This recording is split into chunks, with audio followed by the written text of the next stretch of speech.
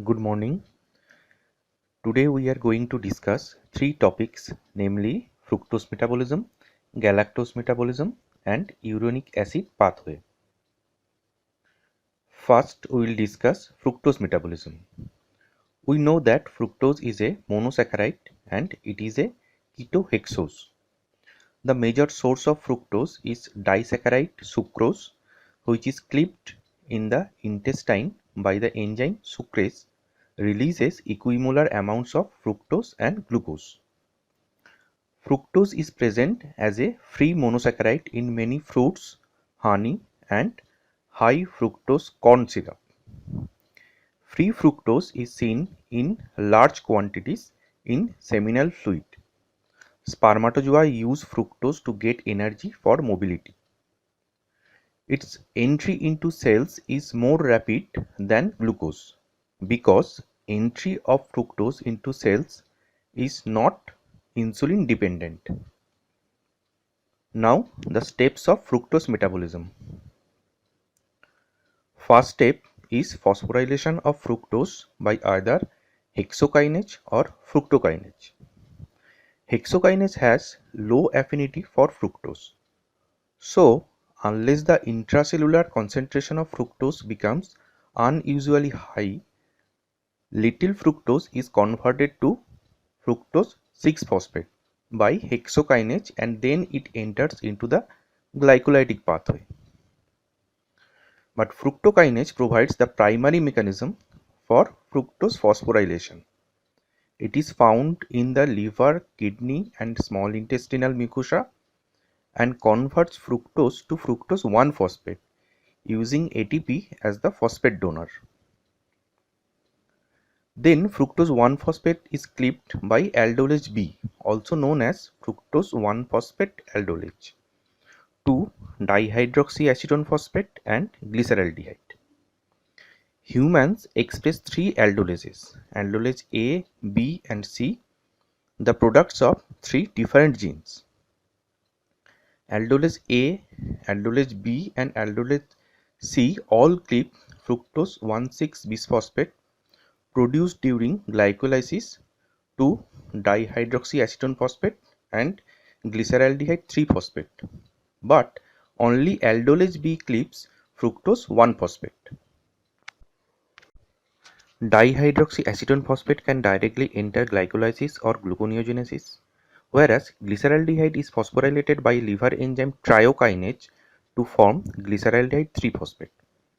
Glyceraldehyde 3-phosphate is then either oxidized via glycolysis or combines to dihydroxyacetone phosphate to form fructose 1,6-bisphosphate, which proceeds in the direction of gluconeogenesis. Alternatively, glyceraldehyde formed from the fructose 1-phosphate is acted upon by another enzyme, alcohol dehydrogenase, to produce glycerol, which is in turn phosphorylated to glycerol 3-phosphate by glycerol kinase. Glycerol 3-phosphate is further oxidized to dihydroxyacetone phosphate, which is then converted to glyceraldehyde 3-phosphate, which is further processed through either glycolysis or gluconeogenesis depending on cellular requirements. This alternate pathway of producing glyceraldehyde 3-phosphate is longer, but it has the advantage of producing glycerol 3-phosphate, which is used in the synthesis of triacylglycerols and phospholipids. This is the diagram of fructose metabolism. Now, the disorders of fructose metabolism. The main defect or disorder is hereditary fructose intolerance. It is an autosomal recessive inborn error of metabolism. Incidence of the disease is 1 in 20,000 live birth. The cause is defect in aldolase B enzyme, hence fructose 1-phosphate cannot be metabolized. This is seen when sucrose is introduced in the diet of infants at the weaning period, that is at the age of 6 months. The signs and symptoms appear due to the accumulation of fructose 1-phosphate. It inhibits glycogen phosphorylase enzyme, leads to accumulation of glycogen in liver and associated hypoglycemia. Vomiting and loss of appetite are also seen. The infants often fail to thrive, means they does not grow properly. Hepatomegaly and jaundice may occur as fructose 1-phosphate accumulates. Drop in the level of inorganic phosphate and ATP is seen.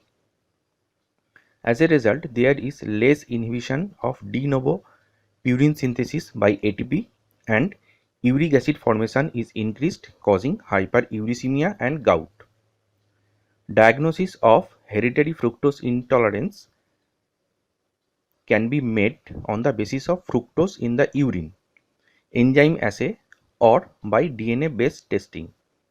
In some countries, HFI is a part of newborn screening panel.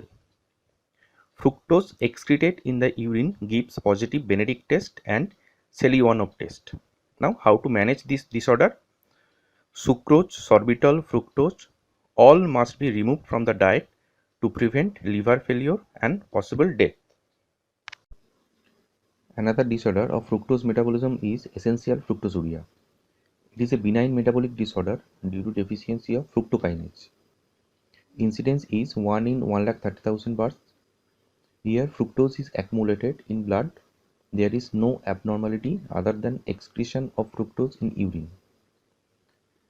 Another important point regarding fructose metabolism is fructose is more rapidly metabolized than glucose. This is because it bypasses the step catalyzed by the regulating enzyme phosphofructokinase. Hence, high intake of fructose-rich foods leads to an increased production of acetyl-CoA, leads to increased the synthesis of fatty acid. This in turn elevates the level of triacylglycerols and ultimately raises the levels of LDL cholesterol in the blood, which have atherogenic effects on the body. Now have a look on the sorbitol pathway. It converts glucose to fructose via sorbitol. An alternate mechanism for metabolizing a monosaccharide is to convert it to a polyol by the reduction of an aldehyde group, thereby producing an additional hydroxyl group. Here, aldose reductase reduces glucose, producing sorbitol. This enzyme is found in many tissues, including the lens, retina, Schwann cells of peripheral nerves, liver, kidney, placenta, red blood cells, and in the cells of the ovaries and seminal vesicles.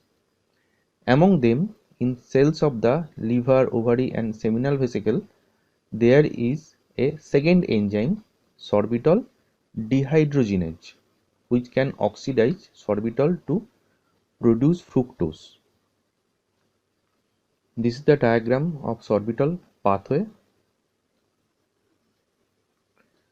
The two reaction pathway from glucose to fructose in the seminal vesicle is for the benefit of sperm cells, which use fructose as a major carbohydrate energy source. The effect of hyperglycemia on sorbitol metabolism. Because insulin is not required for the entry of glucose into the cells cited early, large amounts of glucose may enter these cells during times of hyperglycemia. For example, in uncontrolled diabetes.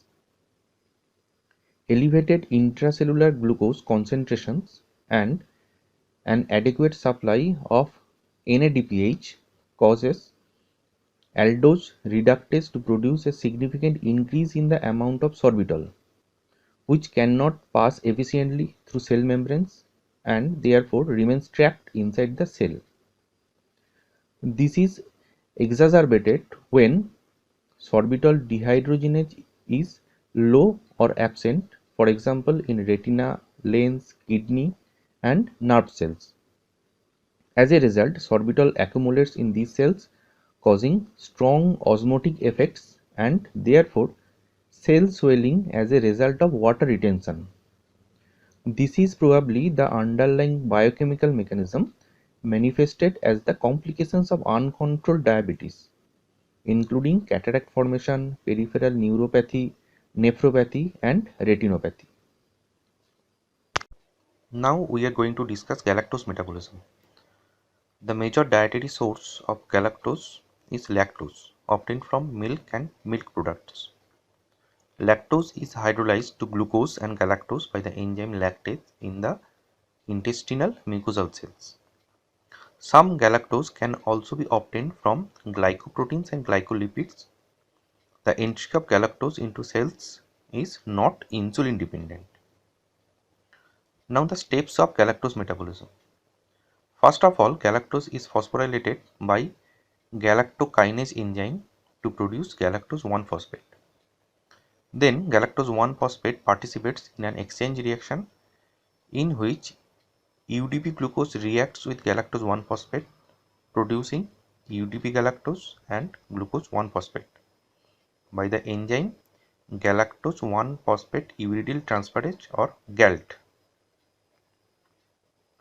Glucose 1-phosphate is converted to glucose 6-phosphate, which is further metabolized via glycolysis or is converted to glucose as per cellular needs. For UDP galactose to enter the mainstream of glucose metabolism, it must first be converted to UDP glucose by UDP hexose 4 epimerase. This new UDP glucose can then participate in many biosynthetic reactions as well as being used in the GALT reaction.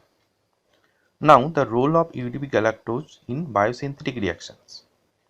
UDP galactose can serve as the donor of galactose units in a number of synthetic pathways, including synthesis of lactose, glycoproteins, glycolipids, and glycosaminoglycans.